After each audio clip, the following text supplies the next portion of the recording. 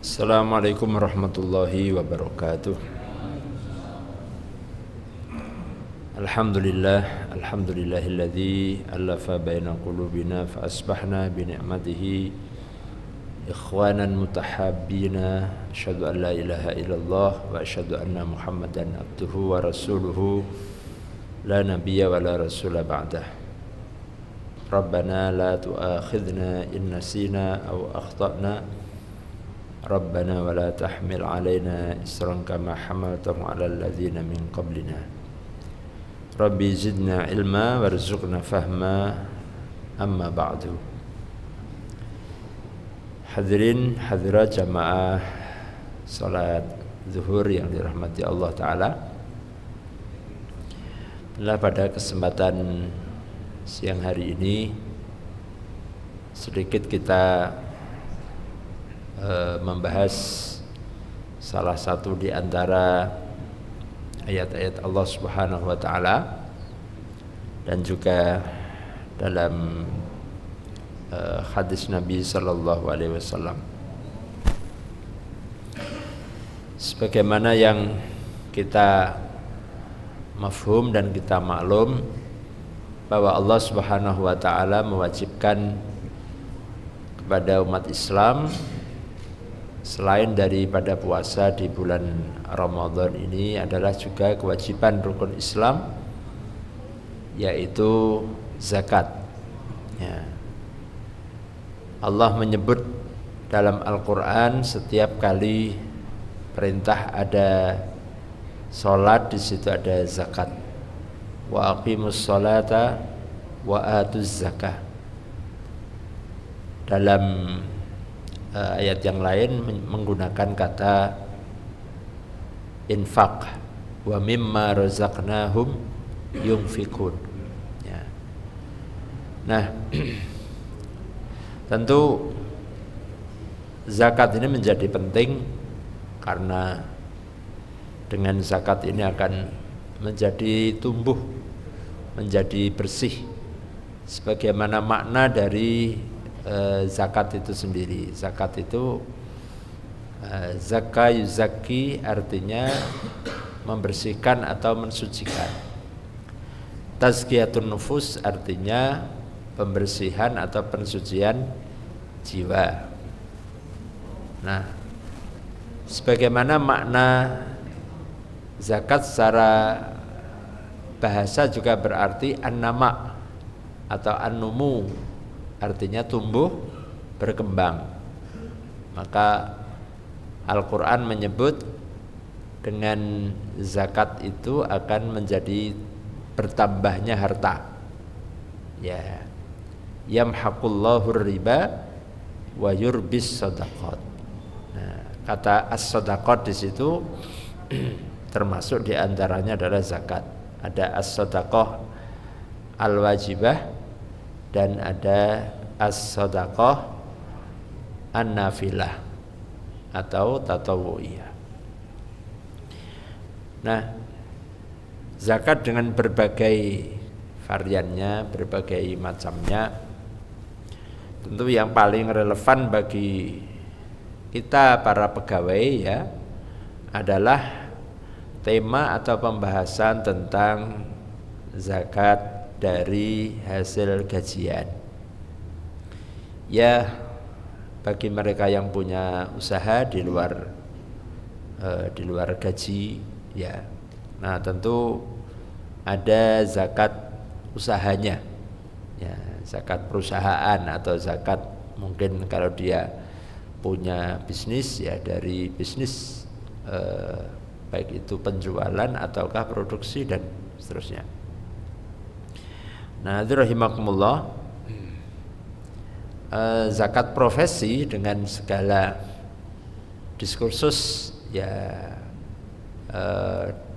diskusi tentang zakat profesi ini sudah sejak zaman dulu kala ya, tentang apakah ada kewajiban zakat profesi itu, karena di zaman Nabi belum ada zakat profesi.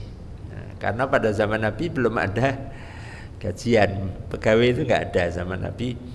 Dulu kalau tentara pada zaman Nabi itu tidak digaji.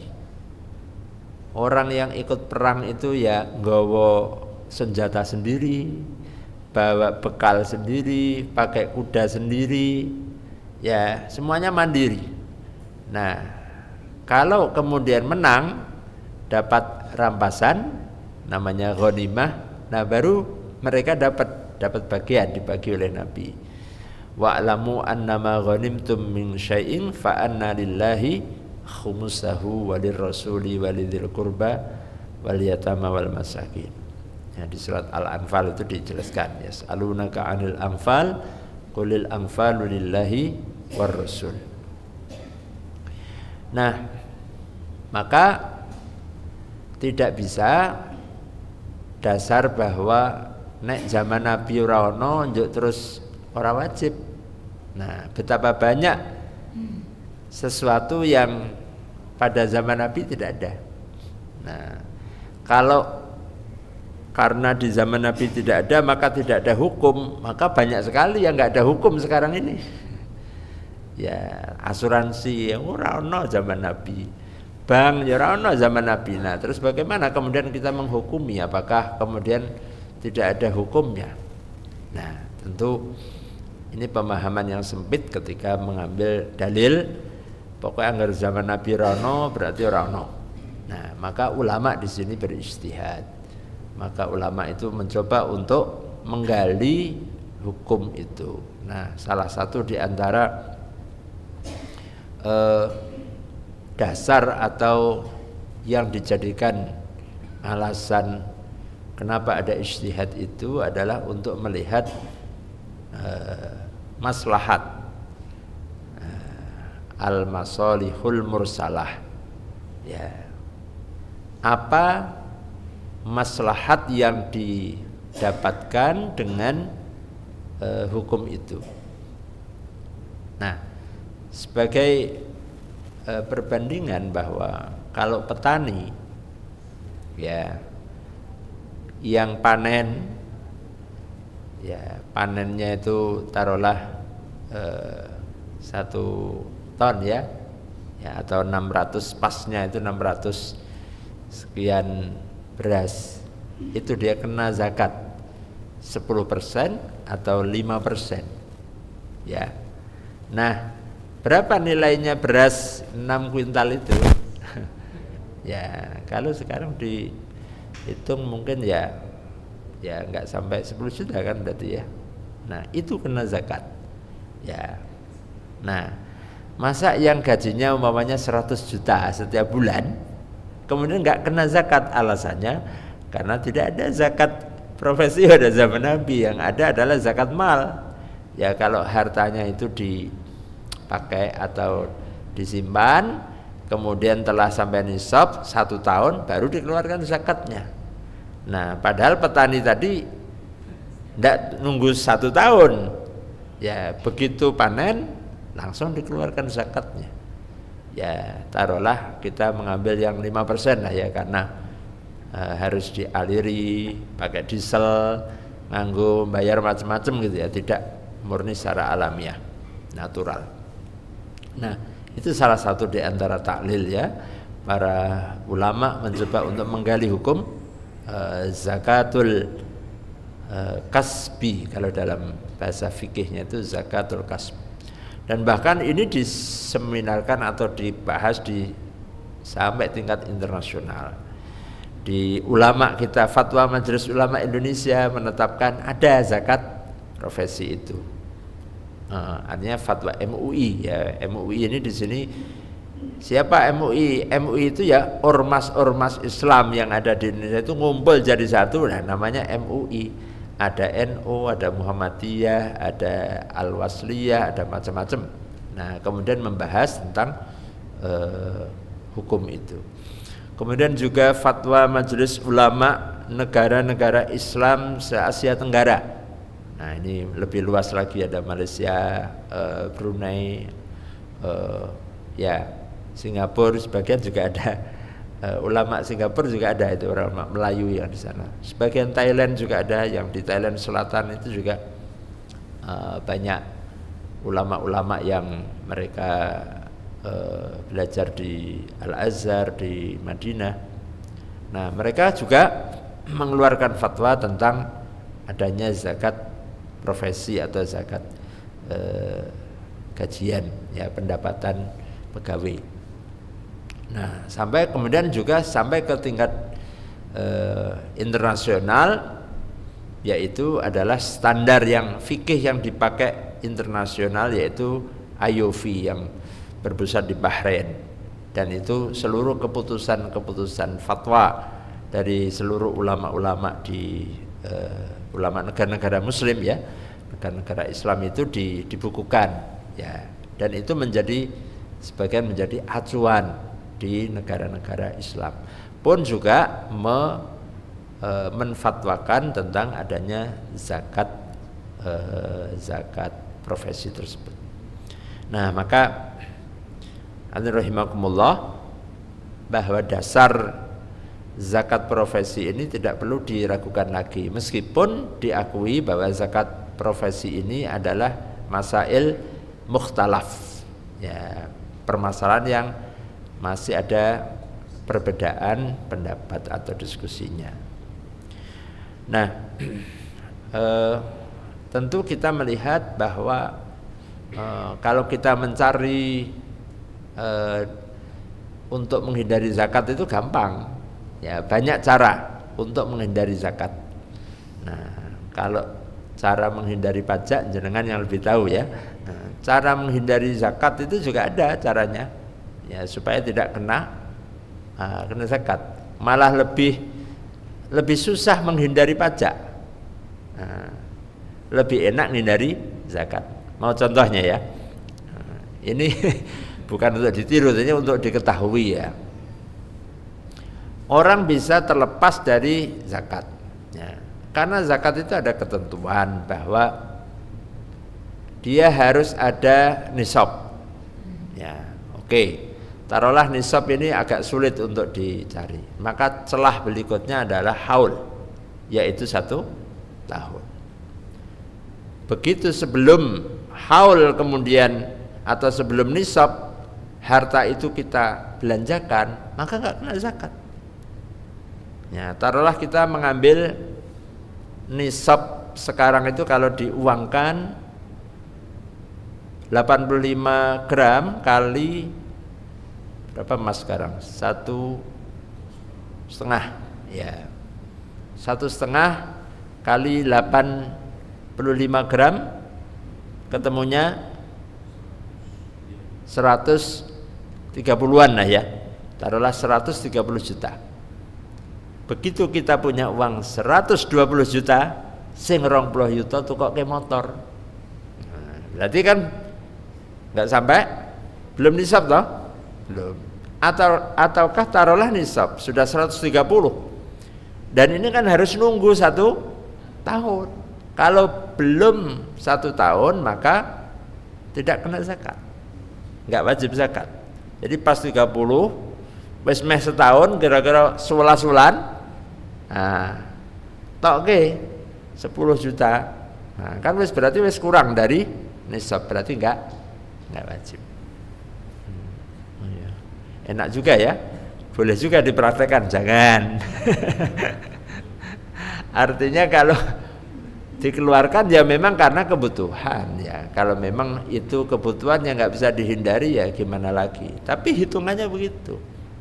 Nah ini, jadi sama juga orang nanti dia akan tidak kena zakat secara teori, secara hukum nggak kena, ya. Jadi maunya punya, nah kecuali kalau dia nyimpen emas banyak, ya.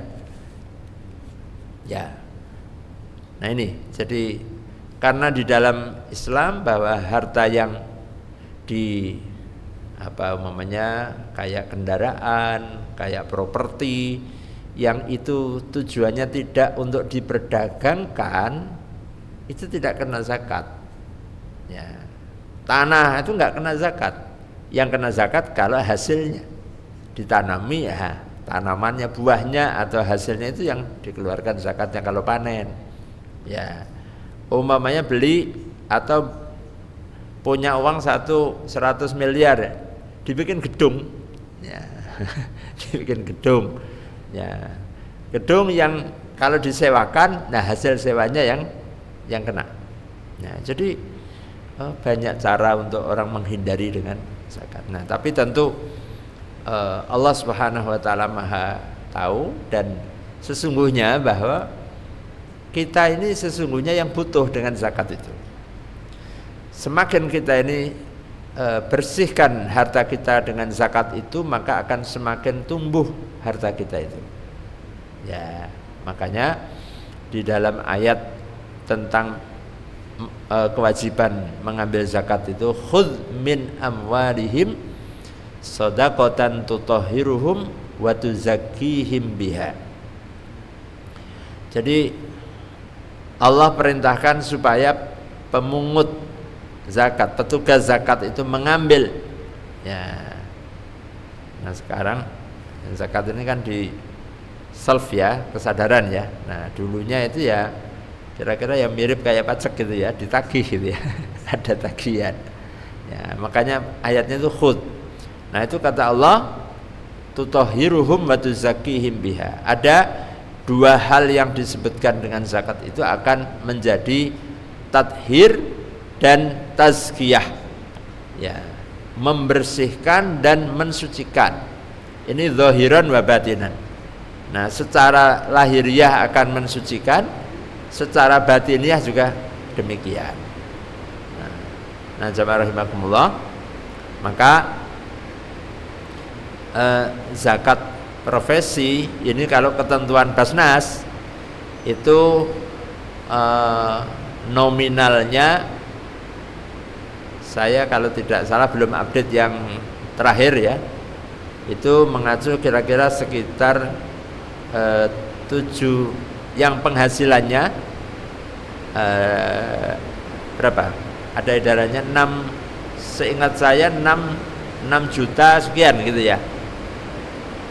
Per bulan ya, jadi yang kena adalah yang gajinya atau penghasilannya sebesar itu. Nah, itu pun menurut para ulama ada dua cara atau dua pendekatan ketika menghitung ya.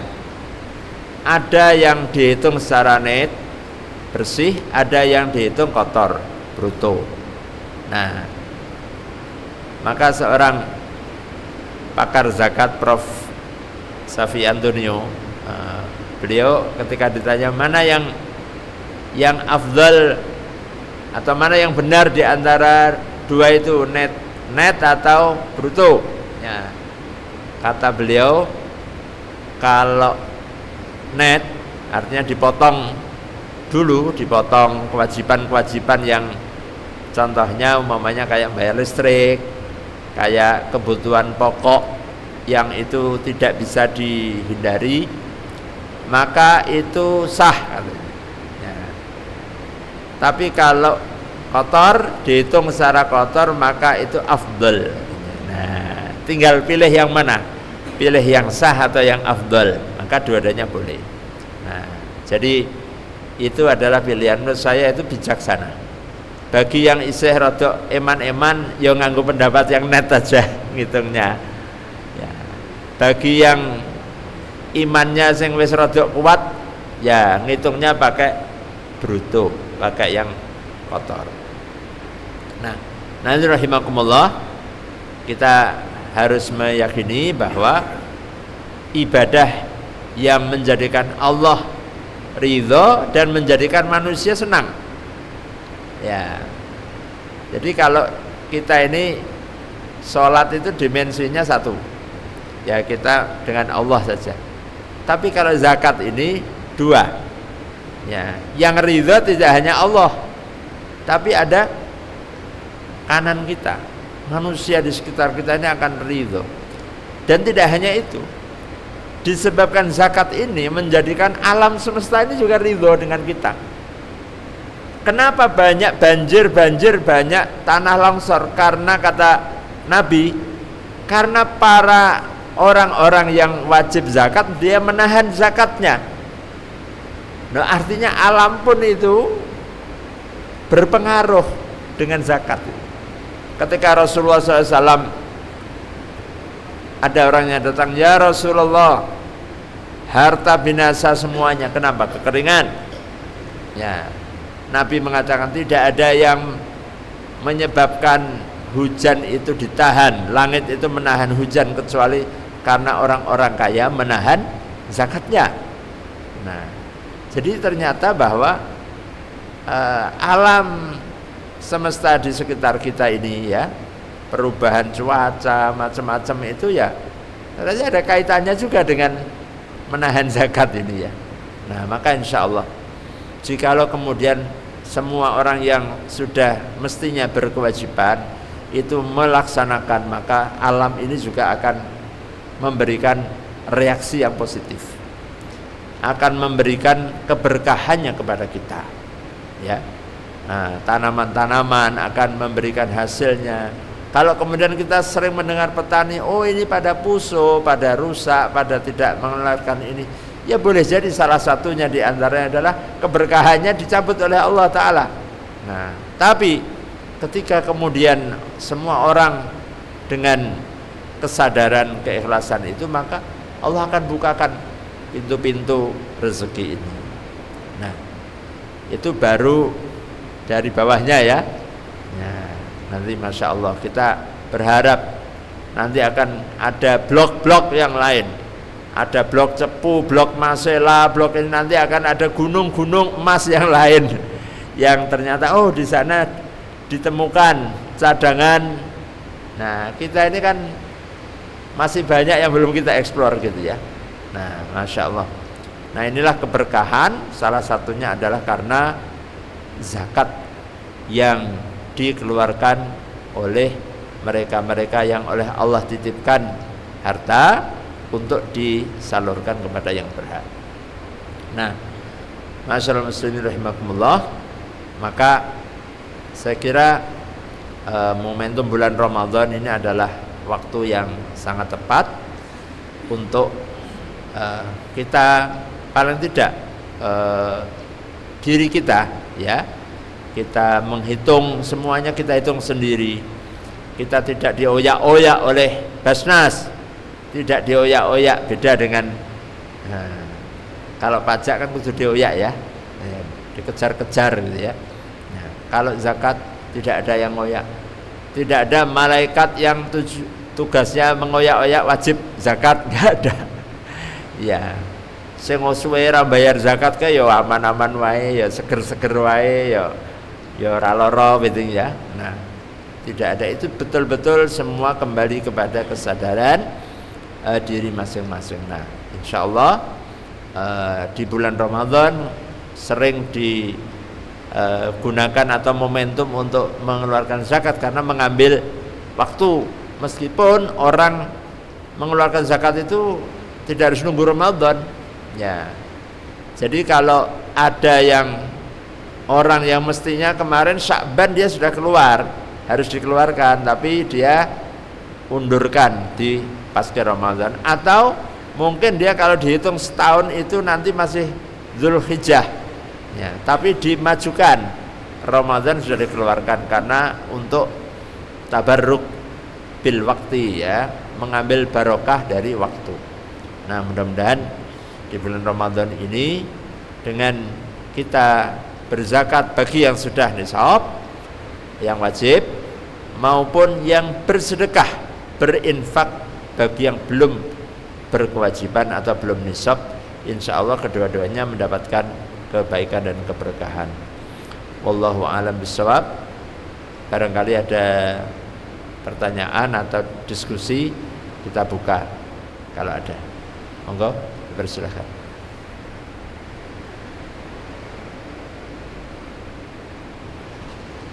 Ya, alhamdulillah.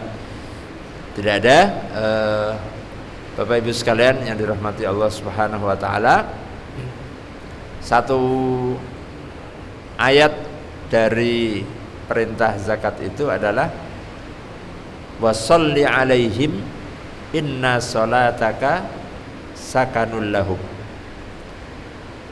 Orang Nabi diperintahkan oleh Allah untuk mendoakan orang bayar zakat.